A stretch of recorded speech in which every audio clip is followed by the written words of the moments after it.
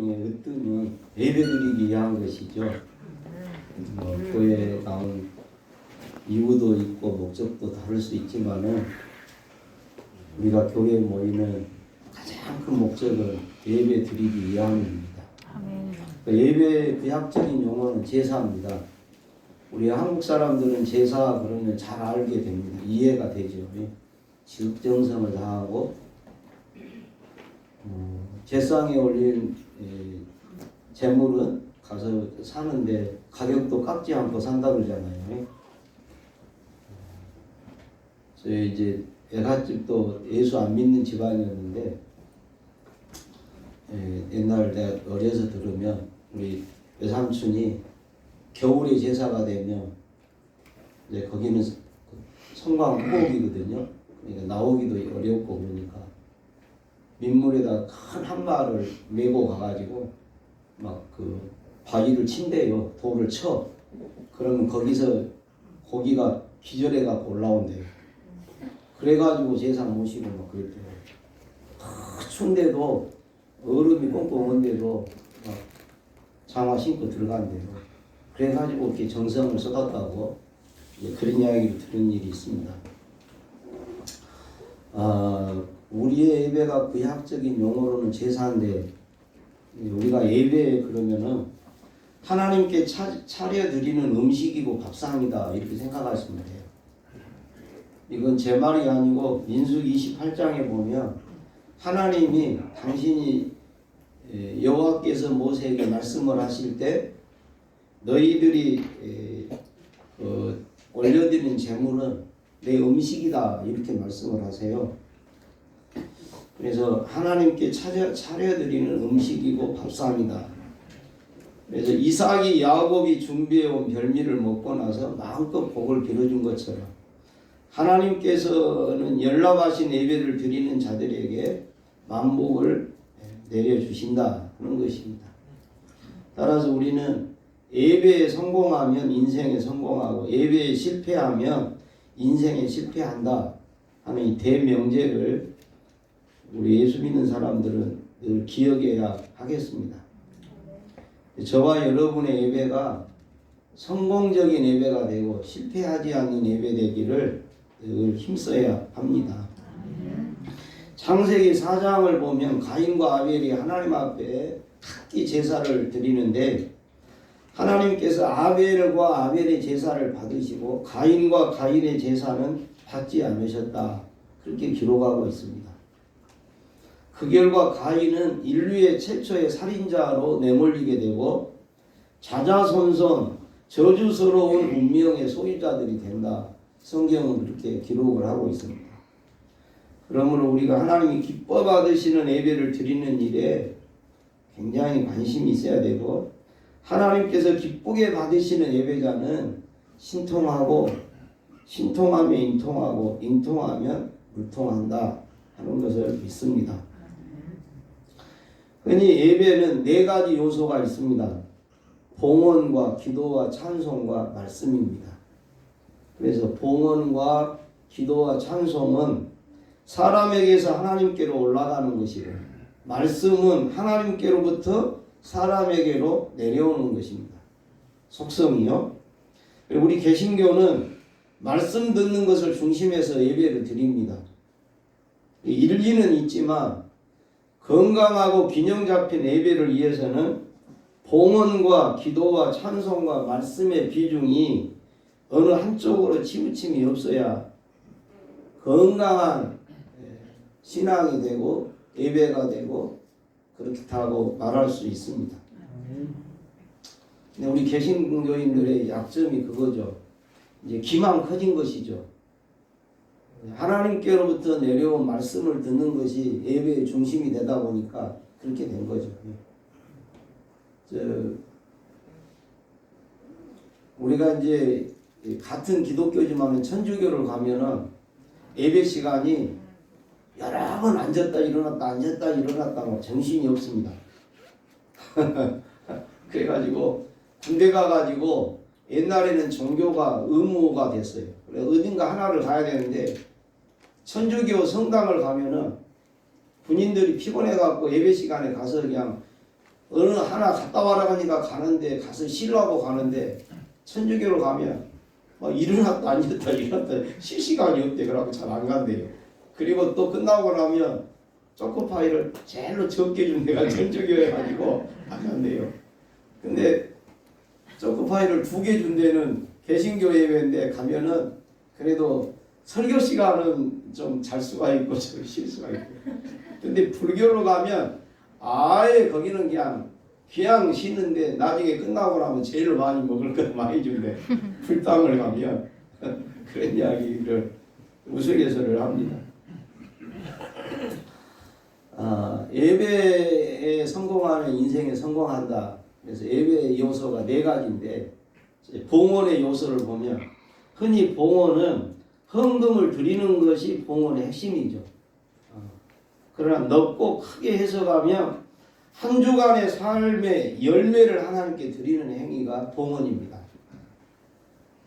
그러니까 일주일을 살다가 한 주간의 첫날이 주일이잖아요. 한 주간을 살고 그 열매를 하나님께 주일날 드리는 거예요. 그 핵심이 우리가 이제 그 물질이 이제 중심이 돼서 그렇게 되지만은 그러므로 우리가 예배당에 와서야 드리는 예배가 아니라 한 주간 내내 우리는 예배를 준비하며 살다가 주일날 와서 예배 드립니다. 엄밀한 의미로 하면요. 그래서 마음가짐이나 옷차림이나 헌금도 아무렇게나 하는 것이 아니라는 것이죠.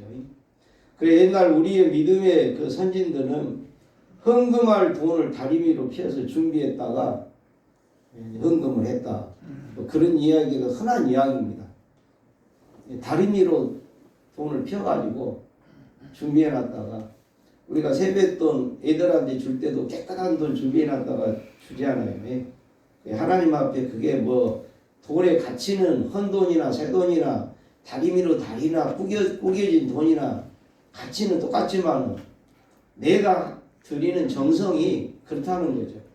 그래서 이 봉헌이라고 하는 것이 예배에서 중요한 요소다 하는 걸 우리가 기억해야 되겠습니다. 우리 찬송가에도 그러죠. 내게 있는 모든 것을 아낌없이 드리네. 사랑하고 의지하며 주만 따라 살리라. 주께 드리네. 주께 드리네. 사랑하는 구주 앞에 모두 드리네. 옛날 헌금함을 돌릴 때가 많았잖아요.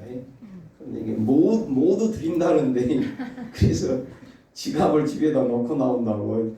다 드려야 되는데 입으로는 다 드린다는데 조금 드리려면서 다 드린다고는 갈 수 없으니까.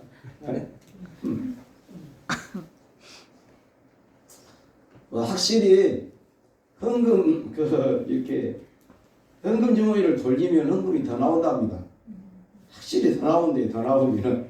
그러니까 지금 막 서울에 막 몇만 명 모인 교회도 헌금 시간에 헌금 다 돌리거든요. 돌립니다. 확실히 더 나온대요. 더 나옵니다. 그러나 우리가 봉헌이라고 하는 것은 그저 우리가 그냥 그때 순간적으로 드리는 것이 아니고 준비돼야 된다는 거죠. 어디까지나 준비되고 그리고 한 주간의 삶의 열매로 하나님 앞에 바치는 것이어야 된다. 이제 그런 걸 생각하면 그날 갑자기 돌려가지고 헌금 많이 나오게 한 것이 이제 운영에는 도움이 되겠죠. 그러나 개개인이 하나님 앞에 연락된 예배를 드리는 데서는 별 소용이 없는 거예요. 그것은. 우리가 봉헌의 요소가 우리가 하나님께 예배하는 것에 한 중요한 부분이다 하는 것. 그 다음에 우리가 기도가 예배의 한 요소죠. 기도는 우리로 하여금 결단하게 하고 뜻을 고쳐 세우게 하고 행동을 변화시키게 하는 우리의 의지에 아주 큰 영향을 가져다 줍니다. 구약의 성경 구조에서 보면 기도는 성소에서 지성소로 나아가는 가장 앞쪽에 위치되어 있습니다. 그게 이제 성소에서 그 향인데, 우리의 기도가 제사의 향처럼 성소에 가득히 채워지면 하나님이 임재해 계시는 지성소로 그 향연이 휘장 가운데로 스며들어 갑니다. 하나님이 그곳에서 흠양하신다. 흠양. 기도라고 하는 것은 뭐냐? 영이신 하나님께로 나아가는, 인간으로서 하나님께 나아가는 가장 이제 좋은 방편이 기도입니다. 그래서 깊은 기도, 높은 기도, 넓은 기도를 우리가 사모해야 됩니다. 정말로 내 기도가 구약에서 제사는 향이니까 향을 피우면 그 향이 성소에 가득 차면 이제 휘장 밑으로 해서 지성소로 이게 이제 스며 들어가는 거예요. 그때 하나님이 흠양하시는 거예요. 그래서 기도의 향을 지핀다고 생각하면 교회는 항상 기도가 가득 차야 되는 거예요. 있습니까? 그때 기도가 가득 차서 하나님이 그 기도의 향을 제물로 받으시는 거예요. 세 번째로 찬양의 요소입니다. 찬양의 요소는, 찬양이라고 하는 말은 하나님을 자랑하다, 높이다, 인정하다, 하나님을 기쁘게 여기다, 할렐루야 여호와를 찬양하라 했을 때 찬양한다고 하는 말의 뜻이 그런 거예요. 하나님을 인정하고 높이고 하나님을 기쁘게 여기고 하나님을 자랑하고, 그게 찬양입니다. 그래서 다양한 장르를 통해 하나님을 찬양할 수 있는데 우리는 보편적으로 음악이라고 하는 통로를 통해 하나님을 찬양을 하고 있죠. 찬양의 은사를 받으면 신앙생활에 큰 유익이 있지만 찬양에 특별한 은사나 재능이 없더라도 한 곡을 선택해서 부를 때 반복해서 거듭 불러보시기 바랍니다. 거듭 부르면서 그게 곡조 붙은 기도가 되고, 그러니까 찬송하고 영어로 찬송하고 영어로 기도하고 마음으로 찬양하고 마음으로 기도하고, 그래서 찬송과 가사가 내 마음에 완전히 잠기도록, 그래 찬송대로 기도가 되고 심령이 그 찬송과 가사 그대로 은혜가 되는, 제가 집사람하고 계속 그걸 합니다. 한 곡을 10번씩 부르면 보통 30분 불러야 되고, 또 곡이 느린 것은 한 40분 가야 10번을 불러줘요. 근데 그러면서 얼마나 찬송가가 이렇게 좋구나, 이렇게 좋구나. 제가 부름받아 나선이 몸을 신학교 때 많이 불렀는데 얼마 전에서 그걸 2절에 가면 그게 나와요. 아골골짝 빈들에도 복음 들고 가오리다. 소돔 같은 거리에도 사랑 안고 가오리라. 그래 내가 부르면서 아골골짝 빈들에는 농촌 목회고 소돔 같은 거리는 도시 목회구나. 이걸 인제나 깨닫네. 예? 도시는 진짜 소돔 같은 거리죠. 소돔이죠. 근데 다 소돔을 좋아하지 아골골짝을 안 좋아하지. 예. 진짜 세상 도시는 소돔입니다. 그게. 예. 밤으로도 불야성을 이루고 있는데, 제가 그 야간 그 대리운전한 사람 한번 만나서 들어보니까요, 순천에도요 야간에요, 지금 이제 코로나 시대가 좀 있어서 달라졌겠지만 평상시요 1000대 이상이 굴러다닌대요. 야간에 대리운전 차가. 그러면 자기 차를 자기가 운전 못할 정도가 된다면 밤에 뭐 했다는 거예요? 술을 떡이되게 먹었다든가 같은 간에 그런 거예요. 다. 하루 저녁에 1000대가 굴러다닌답니다. 내가 깜짝 놀랐어요. 우리는 전혀 그쪽을 잘 모르잖아요. 우리는 아골골장이니까 밤 7시만 해만 떨어지면 정막 강산이 되는데, 요새 나는 교회가 이쪽에 지금 여기 순천만 병원이 들어와가지고 항상 불을 밝히고 있으니까 얘가 조금 떼네 하네. 그러기 전에 완전히 정막 강산입니다. 얘가 그냥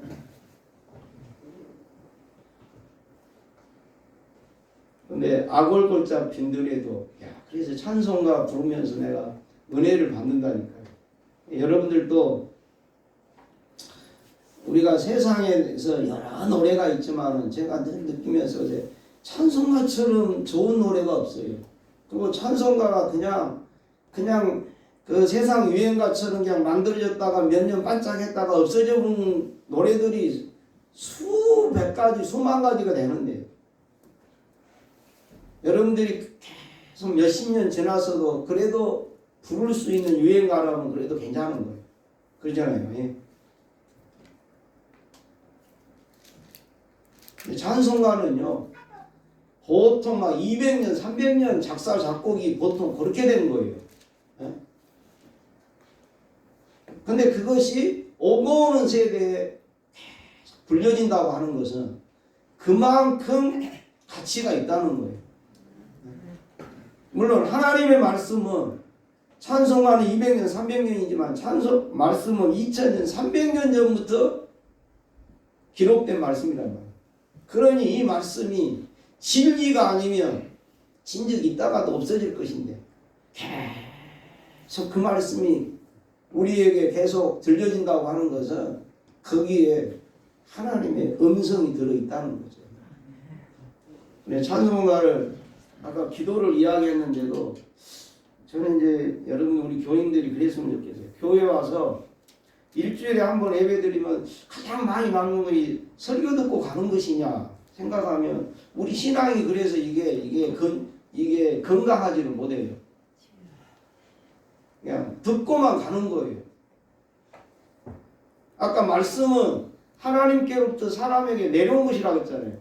근데 예배의 4분의 3은 사람에게서 하나님 올라가는 거 있어야 된단 말이에요. 이게 봉헌이고 기도고 찬송이란 말이에요. 그 분량이 훨씬 더 많을 때 우리가 더 은혜를 크게 받는 거예요. 그래서 기도도 근데 기도도 잘 안 되죠. 근데 하여튼간에 기도 생활을 좀 하려고 하시고, 찬송도 이렇게 하나를 붙잡고 계속 불러보시라니까. 그러면 거기에서 진국이 나와요. 너무 찬송가 가사처럼 좋은 것이 없어요. 그 노래가 내 심령에 내 삶에게 안긴단 말이에요. 내 영혼이 그 가사에 적셔진단 말입니다.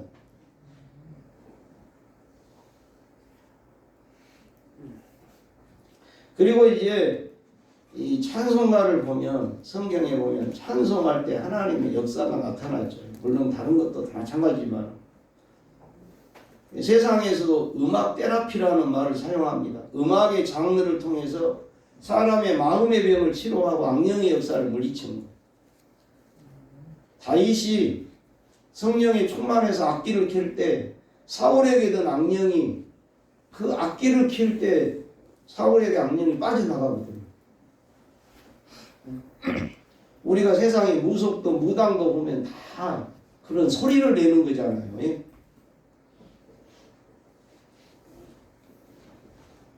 찬양은 우리의 감성에 영향을 미치죠. 제가 감정과 감성의 차이를 말씀드려요. 감정은 순간순간 그 변화무쌍하게 일어나는 게 감정이에요. 예? 기뻤다, 슬펐다, 막 화가 치밀어 올라왔다, 금방 마음이 가라앉았다. 이 감정입니다. 감성은 뭐냐? 감정이 지속적으로 이게 그 사람의 그 감정이 어떤 한쪽으로 흘러가는 그 흐름이 있어요. 그게 감성입니다. 그래서 찬송을 할 때 우리의 감성에 영향을 미칩니다. 우리가 찬양하는 일로 하나님 기쁘시게 해드리기도 하지만은 상처 입은 내 감정이 치유를 받고 회복을 경험해요. 치유를 경험합니다. 이제 말씀의 요소인데요. 말씀은 우리의 지식과 사상과 뼈대와 가치관에 영향을 미쳐서, 근데 말씀은 가장 중요한 것이 우리가 말씀을 들을 때 예수님에 관한 믿음이 생겨요. 말씀은 우리의 믿음의 유무를 가늠하는 요소가 됩니다. 말씀은 영혼의 양식이라고 그럽니다. 말씀의 섭취를 통해 믿음의 키가 자라고 믿음의 근육이 튼튼해지고 건강해집니다. 어떻게 말씀을 섭취할까? 여기 밥 한 그릇이 있다고 합시다. 먹는 방법이 다양할 수 있어요. 죽을 쏘서 숟가락으로 떠먹을 수도 있고, 밥을 해서 젓가락으로 먹을 수 있고, 손으로 뭉쳐 주먹밥을 먹을 수 있고, 물에 말아 마실 수도 있고. 하나님의 말씀을 우리가 섭취하는데도 여러 가지 방법이 있지만, 오늘 말씀을 보면 약속과 성취라는 틀로 성경을 보면, 구약 성경은 예수 그리스도에 대한 애언이고 약속이며, 신약은 그 약속과 애언이 성취된 이야기를 기록하고 있습니다. 구약은 그림자고 신약은 실체다. 오늘 본문은 구원자로 오실 예수님께서 그분이 오셔서 우리를 위해 어떤 일을 하실 것인가를 애언하고 있는 것이고, 신약에 오면 실제 예수님이 오셔서 십자가 지시고 몸짓고 피 흘려 죽으신 사건이 실제 일어나게 되는 것이죠. 그래 오늘 이사야 선지자는 예수님의 고난과 죽음을 그가 찔림은 우리의 허물 때문이요 그가 상함은 우리의 죄악 때문이라. 그가 징계를 받음으로 우리는 평화를 누리고 그가 채찍에 맞음으로 우리가 나음을 받았다. 종교개혁자 마틴 루터는 십자가 아래서 인간의 죄와 하나님의 의가 교환이 되는 장터가 열렸다. 그렇게 표현을 했어요. 오늘은 사순절 첫째 주일인데 예수님의 대속적인 고난과 죽음을 묵상하며 은혜를 사모하는 기간이 사순절기입니다. 예수님의 고난과 죽음을 사실적으로 우리가 늘 되새기지 않아도 될 겁니다. 결박당하시고 채찍에 맞으시고 도파기시고 피 흘려 죽으시고 가시관 쓰시고 창에 찔리시고 무덤에 묻히시고 장사 지낸 바 되시고, 이 무덤에 묻히고 장사 지냈다는 뜻은 생명의 주께서 3일 동안 사망 아래 지내야 했고 예수님의 철저한 죽으심을 이렇게 표현한 거죠. 죽어서 무덤에 묻혔다. 더 이상 죽음을 확인할 길이 어디가 있겠습니까? 이와 같이 예수님의 대속적인 고난과 죽음은 우리에게 놀라운 은혜를 전이해 주셨는데 칭의의 은혜라고 그럽니다. 법정에서 무죄 판결을 받는 것과 같은 말이 칭의입니다. 우리가 하나님 앞에서 의롭다함을 얻게 되었다는 것이죠. 우리가 죄의 속성이 남아 있음에도 불구하고 다시 정죄함이 없게 되는 은혜를 입게 되었다. 그게 칭의의 은혜입니다. 구속의 은혜입니다. 사람들은 자기 죄로 말미암아 모두 사망의 노예가 되는데 스스로 자기 죄값을 지불할 힘도 없습니다. 그래서 하나님께서 예수님을 보내 십자가에 달려 죽게 하심으로 우리의 죄값을 대신 지불해 주신 거죠. 그래서 우리를 속죄받게 하시고 자유와 노임을 받게 하신 것을 구속의 은혜라고 해요. 씻음의 은혜입니다. 예수님께서 흘려주신 피로 인하여 우리의 죄가 깨끗해진다. 우리 몸에 콩팥 2개가 있습니다. 모두 기능을 잃으면 투석 치료를 받습니다. 혈액 투석은 환자의 피를 인공신장을 통해서 깨끗이 씻어가지고 다시 환자의 몸에 다시 넣어줍니다. 심대체요법의 하나인데 힘들기도 하지만 한 번 투석 받는 것이 4시간 걸린다고 그럽니다. 힘들기도 하지만 피를 깨끗이 걸러서 다시 몸에 다시 넣으면은 사람이 몸이 가볍고 숨 쉬는 것도 너무 편안하고 이제 활기를 찾죠. 그래 투석을 받아야 되는데 투석 못 받을 때 보면 전신이 붓고 숨이 차고 그렇습니다. 그러나 이게 피를 한번 깨끗이 걸르고 나면 막 날아갈 듯이 몸이 가벼워진대요. 이게 투석 환자를 이렇게 대하면서 주님의 보혈을 생각해 보기도 합니다.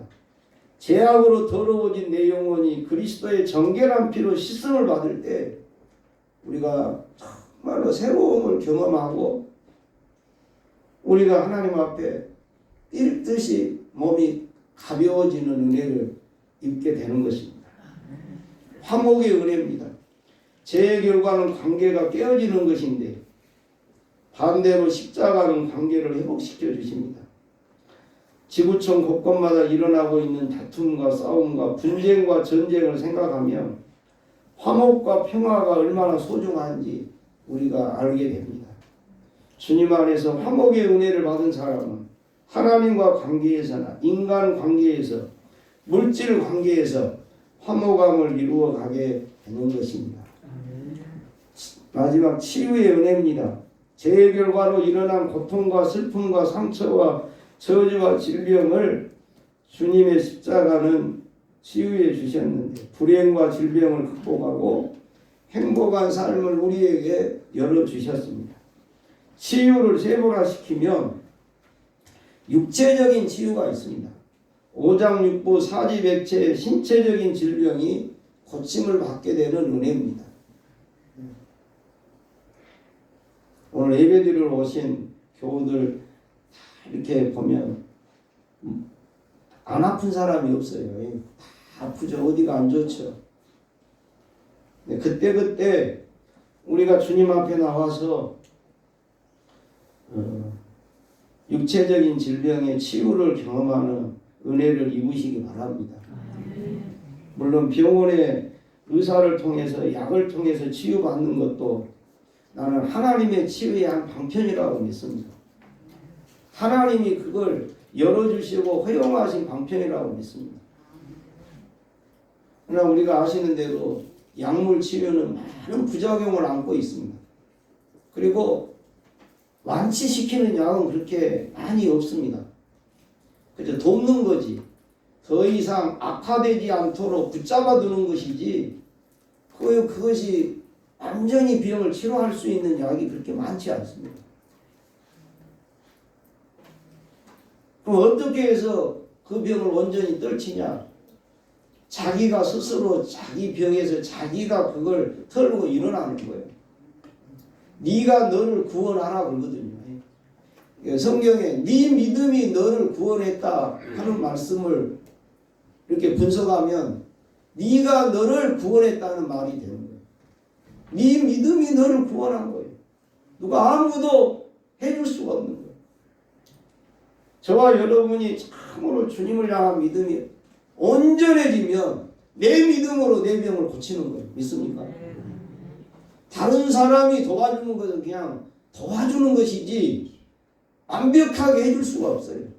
어떤 것도 그럽니다. 점점 어려운 것은 마음의 병은 진짜 누가 해줄 수가 없어요. 도와주기는 해도 결정적인 것은 내가 내 안에서 이게 해결이 돼야 되는 거예요. 정신적인 질환 마찬가지입니다.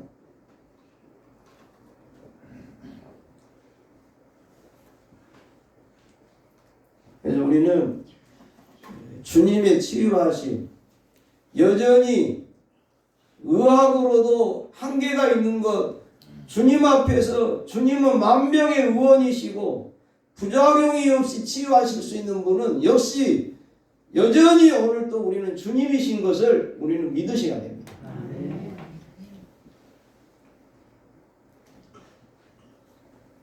그리고 감정적인 치유가 있습니다. 불안과 두려움과 미움과 증오와 자기 학대.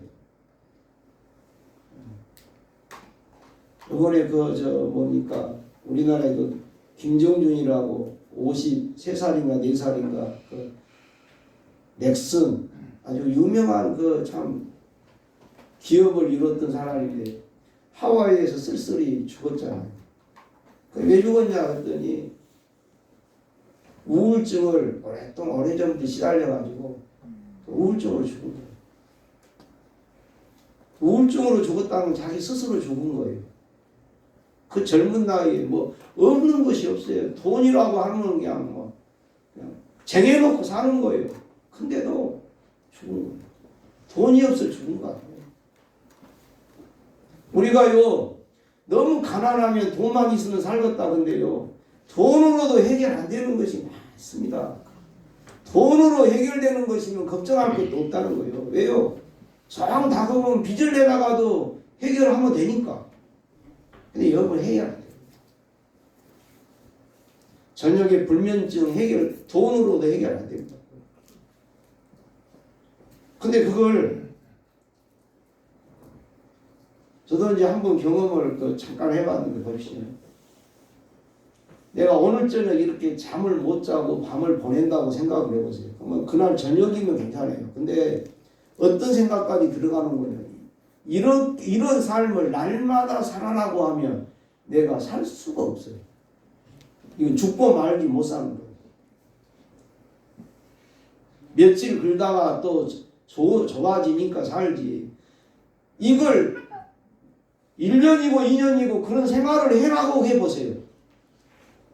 다른 것은 아무것도 문제되는 것이 없어요. 딱 그게 하나가 나에게 문제인 거예요. 근데 그거 하나 때문에 살 수가 없는 거예요.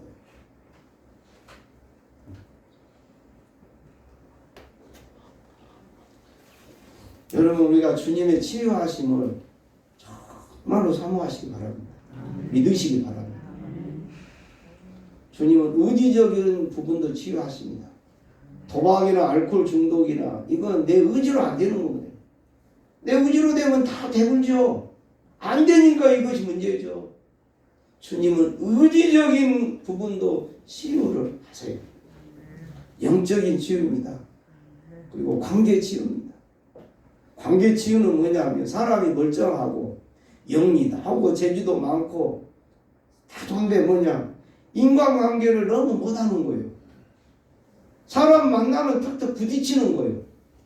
그러니 이건 자기도 힘들고 남도 힘들게 하고 이게 이 관계를 할 수 있는 관계를 잘 가질 수 있는 것도 이 관계 잘못하는 것도 어떻게 보면 이게 병이란 말입니다. 관계 잘 할 수 있는 그래 관계 치유란 말을 합니다. 다른 사람과 원만한 만남이 가능하고 대화가 가능하고 사귐이 가능한 상태로 사람이 채워지는 거예요. 그리고 사역적인 치유입니다. 그가 할 일을 해야 될 일을 할 수 있는 것이 사역적인 치유입니다. 마땅히 해야 될 일을 할 수 있는 상태로 만들어지는 거예요.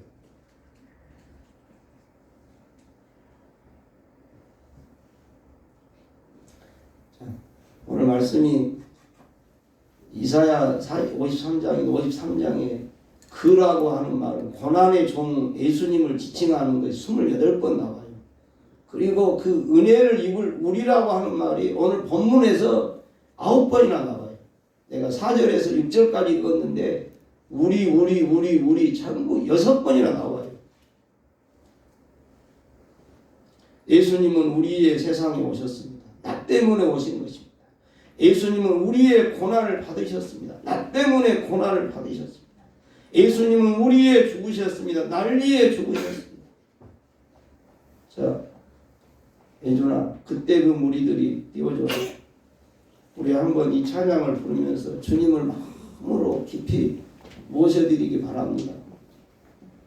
자, 같이 찾아서 이 찬양을 가슴에다 손을 얹으시고 부르시면서 주님을 완전히 나의 구원자로 치유자로 받아들이시기를 바랍니다.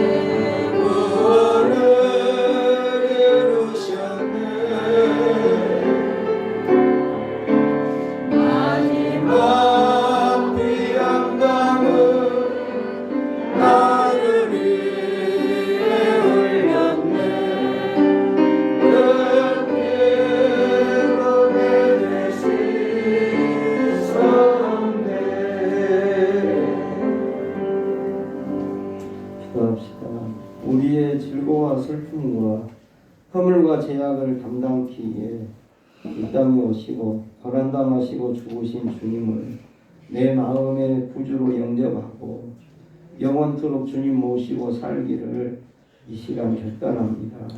우리를 받아주시고 우리의 심령에 오시옵시고 구원의 감격과 체험으로 주님을 예배하며 살게 하옵소서.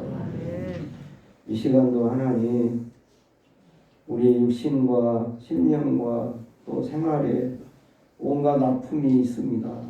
주님 이 시간 오셔서 우리 치유자가 되어 주시고 우리를 하나님 자유케 하시옵소서. 주님 우리의 아픈 곳에 손을 얹어 피 묻은 손으로 안수해 주시옵소서. 정결케 하시고 깨끗게 하시옵소서.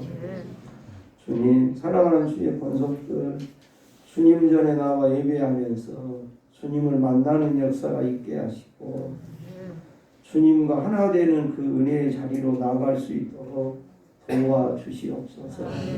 오늘도 함께 하신 주님을 찬양합니다. 경배합니다. 주여 그리고 그 주님을 내가 믿습니다. 예수님 이름으로 기도합니다. 268장